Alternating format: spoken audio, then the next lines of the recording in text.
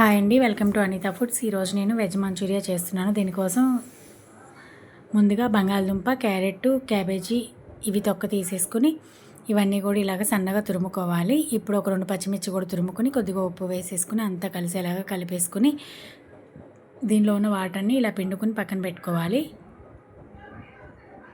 So ఇప్పుడు దీనిలో కొద్దిగా మైదా పిండి అలాగే కార్న్‌ఫ్లోర్ కొద్దిగా వేసేసుకుని ఒక చుక్క వాటర్ యాడ్ చేసేసుకుని ఇది బాల్స్ వచ్చేలాగా చిన్న చిన్న బాల్స్ లాగా వచ్చేంత వరకు కలుపుకోవాలి. ఆ బాల్స్ కోసం ఎంత పిండి పడుతుందో అంత వేసుకుని కలుపుకుంటే సరిపోతుంది. ఇప్పుడు స్టవ్ ఆన్ చేసి కడాయి పెట్టేసుకుని డీప్ ఫ్రైకి సరిపడా కొద్దిగా ఆయిల్ వేసేసుకుని మీడియం ఫ్లేమ్లో హీట్ చేసుకోవాలి. తర్వాత ఇవి అన్నీ కూడా వేసేసుకుని ఇవి మీడియం ఫ్లేమ్లోనే వేయించుకోవాలి. హై ఫ్లేమ్లో అస్సలు వద్దు. ఇలా మీడియంలో అయితే లోపల కూడా చక్కగా ఉడుకుతాయి అన్నమాట. రెండు వైపులా గోల్డ్ కలర్ వచ్చేలాగా మొత్తం వేయించేసుకుని తీసేసి పక్కన పెట్టుకోవాలి. సో ఇలాగే అన్నీ వేయించుకుని పక్కన పెట్టుకోవాలి. ఇప్పుడు ఒక ఉల్లిపాయ సన్నగా చిన్న చిన్న ముక్కలు కట్ చేసి పెట్టుకోవాలి. ఇప్పుడు స్టవ్ ఆన్ చేసి ప్యాన్ పెట్టుకొని 2 స్పూన్ల ఆయిల్ వేసేసుకొని ఈ ఉల్లి తరుగు వేసుకొని కొద్దిగా పసుపు, ఉప్పు వేసేసుకోవాలి. అలాగే 2 పచ్చిమిర్చి చీలికలు కూడా వేసేసుకోవాలి. సో ఇప్పుడు అల్లం వెల్లుల్లి పేస్టు ఒక స్పూన్ వేసుకోవచ్చు, లేదంటే ఇలాగ తురుముకోవచ్చు.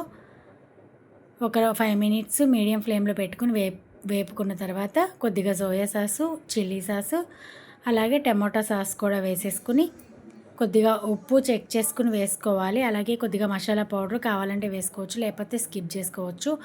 కొద్దిగా వాటర్ యాడ్ చేసుకొని ఈ సాస్లో మనం బాల్స్ వేయించుకొని పక్కన పెట్టుకున్న బాల్స్ అన్నీ కూడా ఒక 5 నిమిషాలు ఉడికించుకోవాలన్నమాట.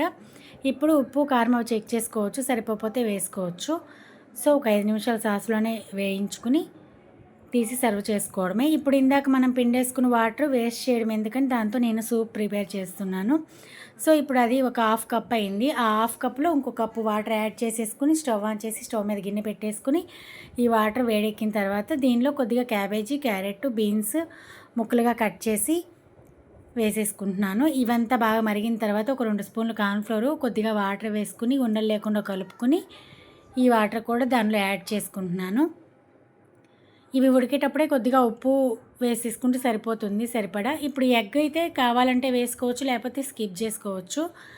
సో ఇదంతా బాగా మరిగేటప్పుడే మనం ఇవన్నీ వేసేసుకోవాలన్నమాట. కొద్దిగా బ్లాక్ పెప్పర్ కూడా వేస్తున్నాను. సో ఇలా బాగా మరిగిన తర్వాత స్టవ్ ఆఫ్ చేసేసుకొని తీసి సర్వ్ చేసుకోవడమే. Thank you so much.